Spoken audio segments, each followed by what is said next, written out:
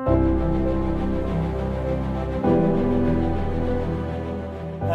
बच्चों, good morning. Divya academy पे आप सभी लोगों का स्वागत है। कंपटीशन के परीक्षाएं में सभी एग्जाम में देखा गया है कि जितने भी प्रकार के एग्जाम होते हैं सभी एग्जाम में महात्मा गांधी से रिलेटेड कोई ना कोई प्रश्न आते ही रहते हैं। तो आज का टॉपिक है आपका महात्मा गांधी से रिलेटेड। इसको हम क्या करेंगे कि महात्मा गांधी का जन्म 2 अक्टूबर 1869 में जो शुरू हुआ, उसके बाद वहां से हम लेकर के जाएंगे उनको 30 जनवरी 1948 से मृत्यु तक की पूरी स्टोरी को जानेंगे। तो सबसे पहले बात करते हैं कि महात्मा गांधी का जन्म 2 अक्टूबर 1869 ईस्वी को गुजरात के पोरबंदर नामक गांव में हुआ। उनके पिता का नाम था करमचंद गांधी एवं उनकी माता का नाम था पुतलीबाई। ठीक है, उनकी शादी जो हुई थी वह 13 वर्ष की अवस्था में कस्तूरबा गांधी से हुई थी। लेकिन प्रायः देखा जाता है कि लड़कियां की आयु कम होती है और लड़कों की आयु अधिक होती है, लेकिन यहाँ गांधी जी के साथ उल्टा था। कस्तूरबा गांधी के आयु अधिक थे महात्मा गांधी से। अब हम बात करते हैं आगे की। तो महात्मा गांधी दक्षिण अफ्रीका गए, 1893 ईस्वी में जाते हैं। वहां पे गए क्यों? तो दादा अब्दुल्ला जो गुजरात के एक व्यापारी थे, उनकी मुकदमा करने के लिए वो गए थे। जब 93 में वो गए हैं तो वहां पे वह 21 वर्षों तक रहते हैं। उसके बाद फिर 1894 ईस्वी में नटाल इंडियन कांग्रेस की स्थापना करते हैं। ठीक है, उसके बाद हम फिर बात करते हैं 1999 ईस्वी में बोर का एक युद्ध हुआ था। यह बोर का युद्ध दक्षिण अफ्रीका में किया गया था। यह 2 गुटों में, नटाल और एक अन्य ग्रुप था, जिसके बीच में युद्ध हुआ था, जिसमें भारतीय पुलिस दल की स्थापना गांधी जी के द्वारा की गई थी। उसके बाद फिर हम बात करते हैं कि 1901 ईस्वी में कांग्रेस के कोलकाता अधिवेशन में गांधी जी पहली बार शामिल हुए, जिनके अध्यक्ष थे दिनसा वाचा। दिनसा वाचा वही हैं जिन्होंने 1885 ईस्वी में कांग्रेस के अधिवेशन के जो सचिव थे वह थे ऑक्टेवियम ह्यूम, जिन्हें एओ ह्यूम के नाम से जाना जाता, जो 1907 ईस्वी तक भारत सचिव के पद पर, ये कांग्रेस सचिव के पद पर रहते हैं और पुनः 1907 के बाद कांग्रेस के सचिव के पद पर दिनसा वाचा बनते हैं। फिर उसके बाद जिस बार वो 1901 में भारत में आए थे कांग्रेस अधिवेशन में, उसी वर्ष बंबई में एक विधि कार्यालय की स्थापना किए थे। फिर 1904 की घटना को हम देखते हैं। 1904 में फिनिक्स आश्रम की स्थापना किए थे, जो इनका पहला आश्रम था, जिसे 27 फरवरी 2000 ईस्वी में पुनः इसे खोल दिया गया। उसके बाद 1906 ईस्वी में जोहान्सबर्ग में एशियाई युद्ध के खिलाफ प्रथम सत्याग्रह का इन्होंने संचालन किया। फिर 1907 ईस्वी में भारतीय एवं एशियाई लोगों के बीच जो जबरदस्ती पंजीकरण कराया जाता था। ये पंजीकरण क्या था? तो इसमें था रजिस्ट्रेशन कराया जाता था, काले और गोरे लोगों के बीच में भेदभाव से संबंधित था। उसके बाद हम बात करते हैं कि गांधी जी पहली बार जेल कब गए? तो गांधी जी पहली बार 1908 ईस्वी में जेल गए थे। उसके बाद 23 सितंबर 1913 ईस्वी को दक्षिण अफ्रीका में गिरमिटिया सत्याग्रह हुआ था। यह गिरमिटिया सत्याग्रह को जानते हैं कि गिरमिटिया सत्याग्रह क्या था? तो गिरमिटिया सत्याग्रह वो ऐसा सत्याग्रह था जिसमें भारतीयों या फिर विदेशों में लोगों को, मजदूरों को एक अंगूठा के निशान लगवा करके वहां पे मजदूरी के लिए ले जाया जाता था। तो उसी के खिलाफ यह आपका गिरमिटिया सत्याग्रह चला था। उसके बाद दक्षिण अफ्रीका में ट्रॉय होम की स्थापना 1914 ईस्वी में करते हैं और 1914 ईस्वी में ही द ग्रेट मार्च का नेतृत्व किए गांधी जी। द ग्रेट मार्च वही ग्रेट मार्च है जिसमें इसका मतलब होता है कि मार्च के महीने में यह एक सत्याग्रह था। जैसे हम लोग जब कोई हमारे भारत के सैनिक वीर शहीद होते हैं तो उनके लिए हम लोग क्या करते हैं? कैंडल मार्च निकालते हैं। मार्च का मतलब होता है पैदल यात्रा। तो उसी प्रकार से यहाँ था मार्च के महीने में द ग्रेट मार्च था। उसके बाद हम बात करते हैं 1915 ईस्वी में गांधी जी वापसी आते हैं। कब? 9 जनवरी को। जब 9 जनवरी 1915 को गांधी जी वापसी आते हैं, उन्हीं उसी वर्ष उनको केसर-ए-हिंद की उपाधि से नवाजा जाता है। यह केसर-ए-हिंद की उपाधि से जो नवाजा गया था, उसमें क्या था कि 1919 ईस्वी में 13 अप्रैल को एक घटना घटी थी। वह घटना आप लोग जानते होंगे कि वह घटना क्या थी। तो वह घटना थी जलियांवाला बाग हत्याकांड। उसी के उपरांत उन्होंने यह केसर-ए-हिंद की जो उपाधि मिली थी उसे वह लौटा देते हैं। फिर 1915 ईस्वी में जब गांधी जी जब यहाँ पे आए हुए थे, उसके बाद अहमदाबाद के कुचरम में सत्याग्रह आश्रम की स्थापना किए, जिसे फिर पुनः 17 जून 1917 ईस्वी को स्थानांतरण करके साबरमती नदी के किनारे इस आश्रम को ले गए और इस आश्रम का नाम रख दिया गया साबरमती आश्रम। और इनके राजनीतिक गुरु बने गोपाल कृष्ण गोखले। गोपाल कृष्ण गोखले इन्हें कहें कि पहले तुम क्या करो गांधी, कि पूरे भारत का भ्रमण करो और भारत के भ्रमण करके वहां की समस्याएं क्या क्या है, यानी कि भारतीय लोगों की समस्याएं क्या क्या है, इस समस्याओं को जानने का काम करो। फिर 1916 ईस्वी में कांग्रेस के लखनऊ अधिवेशन में यह भाग लेते हैं और 1916 में लखनऊ पैक्ट हुआ था, जिसका नेतृत्व किए थे कौन? के अमेरिका चरण मजूमदार। 1916 में जो कांग्रेस के अधिवेशन जो जानते हैं लखनऊ पैक्ट, इसमें क्या था? तो 1907 के जो सूरत अधिवेशन हुआ था, जिसके नेतृत्व किए थे कौन? रास बिहारी घोष। रास बिहारी घोष जो नेतृत्व किए थे, उनके उपरांत जो कांग्रेस था वह 2 गुट में बट गया था।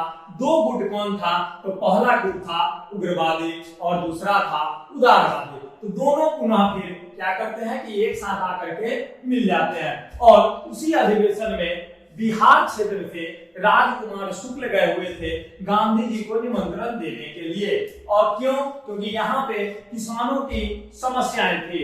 इसके लिए गांधी जी उन्हें कहते कि हम अभी तो नहीं, लेकिन पुनः हम आएंगे। और यह आते हैं कोलकाता के पहुंचने के बाद 17 ईस्वी में 1917 में आते हैं।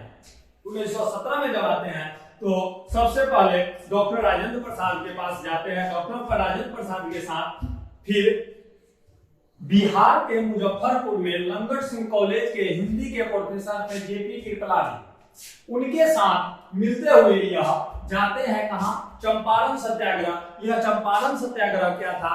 तो 3 कठिया प्रणाली। ये 3 कठिया प्रणाली क्या था? तो नील की खेती से संबंधित था। इसलिए था कि 20 कट्ठा में से 3 कट्ठे में नील की खेती की जाए और नील की खेती करने से खेत बंजर हो जाते थे। यही था आपका चंपारण सत्याग्रह। और चंपारण सत्याग्रह में गांधी जी को 100 रुपया पेनाल्टी शुल्क दिया गया लगा था, क्योंकि मुजफ्फरपुर के जज यहाँ पे धारा 144 लगवा दिए थे। धारा 144 लगवा देने के कारण यह तोड़ने के कारण उन्हें 100 रुपए का पेनाल्टी शुल्क यानी कि दंड स्वरूप देना पड़ा था। उसके बाद हम बात करते हैं जब चंपारण सत्याग्रह इनका सफल हो जाता है तो उसी में रविन्द्रनाथ टैगोर इन्हें महात्मा की उपाधि देते हैं। उसके बाद अहमदाबाद मिल मजदूर होता है फरवरी 1918 ईस्वी में। यह मिल मजदूर से संबंधित था। यहाँ पे मिल मजदूर को बोनस से संबंधित यहाँ पे मुद्दा था। इसके बाद था फिर मार्च में 1918 ईस्वी को खेरा के किसान के आंदोलन। यहाँ पे कर संबंधी यहाँ पे विवाद चल रहे थे। यह तीनों आंदोलन गांधी जी को राष्ट्रीय नेता के रूप में उभार देता है, यानी कि राष्ट्रीय नेता गांधी जी उभर कर सामने आते हैं। 1919 से 1922 तक खिलाफत आंदोलन चला और फिर 1919 ईस्वी में रॉलेट एक्ट आया था, जिसे काला कानून के नाम से जाना भी जाता है। और फिर हम बात करते हैं कि फिर यह क्या करते हैं 1919 में, जो 1915 में उन्हें केसर-ए-हिंद की उपाधि दी गई थी, उसे 1919 में जलियांवाला बाग हत्याकांड के बाद वापस कर दिया गया। और उसी वर्ष यंग इंडिया जो इंग्लिश में पत्रिका निकाले जाते थे एवं नवजीवन जो हिंदी एवं गुजराती में प्रकाशित किए जाते थे, उसके बाद फिर 1920 में गांधी जी ने लोगों से यह अपील की है कि जितने भी उपाधियां हैं उन उपाधियों को क्या किया जाए, लौटा दिया जाए, यानी कि वापस कर दिया जाए। फिर 1 अगस्त 1920 ईस्वी को असहयोग आंदोलन की शुरुआत होती है। असहयोग आंदोलन की जब शुरुआत होती है, असहयोग नाम से ही पता चलता है, असहयोग मतलब शामिल नहीं होना, मतलब सहयोग नहीं होना, ठीक है। तो इसमें क्या है कि जब असहयोग आंदोलन की शुरुआत होती है तब 5 फरवरी 1922 ईस्वी को यह हिंसक रूप ले लेती है और गोरखपुर के चौरी चौरा में पुलिस कर्मियों को जिंदा जला दिया जाता है, यानी कि थाना में आग लगा दिया गया था, जिसमें 22 पुलिसकर्मी जिंदा जल गए थे। उसके 1 सप्ताह के बाद, यानी कि यह घटना थी चौरी चौरा का 5 फरवरी 1922 को। फिर 12 फरवरी 1922 को गांधी जी 1922 ईस्वी को गांधी जी असहयोग आंदोलन को वापस कर लेते हैं। फिर उसके बाद क्या करते हैं, 1924 ईस्वी में गांधी जी एक बार कांग्रेस की अध्यक्षता करते हैं, ठीक है।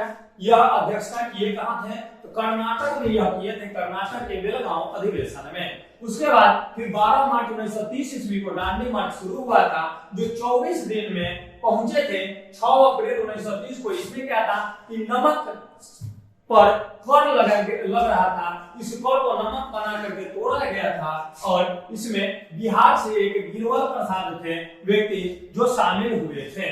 उसके बाद फिर जिस दिन वो दांडी मार्च यानी कि नमक के कानून जो तोड़ने का काम थे 6 अप्रैल 1930 को किए थे और 6 अप्रैल 1930 ईस्वी को सविनय अवज्ञा आंदोलन की शुरुआत की गई और 1931 में गांधी इरविन समझौता के माध्यम से इन्हें समाप्त कर दिया गया और 1931 ईस्वी में द्वितीय गोलमेज सम्मेलन में गांधी जी भाग लेने के लिए लंदन गए थे और लंदन जो गए थे इसमें वहां पे निर्णय और स्पष्ट रहा, जिसके कारण वह वापस जब आते हैं तो वहां के जो ब्रिटेन के जो प्रधानमंत्री थे चर्चिल, उन्हें अर्ध नग्न फकीर के नाम से संभालते हैं। उसके बाद फिर हम बात करते हैं कि 1932 में पूना समझौता हुआ था और 1932 में हरिजन संघ की स्थापना की गई थी। फिर 1933 ईस्वी में हरिजन नामक पत्र को प्रकाशित करते हैं और 1934 ईस्वी में कांग्रेस की पद से इस्तीफा दे देते हैं और कांग्रेस से इस्तीफा देने के बाद 17 अक्टूबर से 17 दिसंबर 1940 ईस्वी तक व्यक्तिगत सत्याग्रह चलता है। इस व्यक्तिगत सत्याग्रह में पहले जो व्यक्ति थे, नेता जो बनते हैं, यह थे विनोबा भावे, द्वितीय नेता थे जवाहरलाल नेहरू और तृतीय थे ब्रह्मदत्त। फिर 8 अगस्त 1942 ईस्वी को भारत छोड़ो आंदोलन का नेतृत्व करते हैं, लेकिन अगले ही दिन इन्हें गिरफ्तार कर लिया जाता है और गिरफ्तार कर देने के बाद भारत छोड़ो आंदोलन नेतृत्वहीन हो जाता है और उस भारत छोड़ो आंदोलन में गांधी जी करो या मरो का नारा दिए थे और 15 अगस्त 1947 को हमारा भारत क्या होता है कि आजाद हो जाता है। आजाद जिस समय भारत हुआ था उस समय सांप्रदायिक दंगे हो गए थे। इस दंगा को शांत करने के लिए गांधी जी कोलकाता में थे। उसके बाद आजादी को ज्यादा दिनों तक गांधी जी भोग नहीं पाए और 30 जनवरी 1948 ईस्वी को नाथूराम गोडसे ने उनकी हत्या कर दी। यह था आपका महात्मा गांधी से रिलेटेड आपके पूरे स्टोरी। यह महात्मा गांधी से रिलेटेड जो स्टोरी था, इसमें क्या था कि महात्मा गांधी से रिलेटेड सभी प्रतियोगी परीक्षाओं में प्रश्न पूछे जाते हैं, तो इस पे ध्यान से अगर देखा जाए एक बार और इसको लास्ट में इस वीडियो को देखिएगा और यथासंभव अपना फीडबैक देने का काम कीजिएगा कमेंट के माध्यम से। जो इसमें त्रुटियां आ गई है वो अगले वीडियो में आपको सुधार करके पहुंच जाएंगे।